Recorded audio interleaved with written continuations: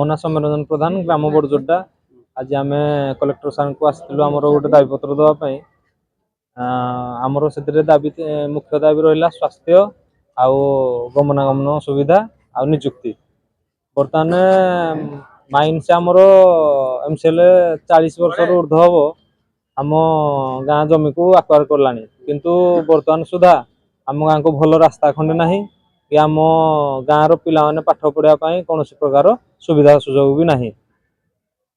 तापर आमर माइंस रे पाखापाखि 20-25 गोटी कंपनी अच्छी प्राइवेट कंपनी जो थे कि आमको आग प्रायोरिटी दवा कथा किंतु आमको प्रायोरिटी न दे किसी कुजिनेता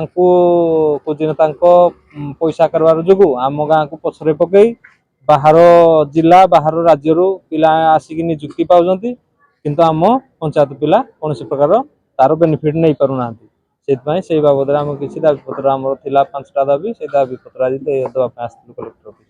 मो ना हूँ निरंजन साहू, ग्राम बड़जोड़ा। आम आज गाँव समस्या नहीं कि आम सब कलेक्टर सार को देखा कलु। गाँव समस्या है प्रथम है शिक्षा।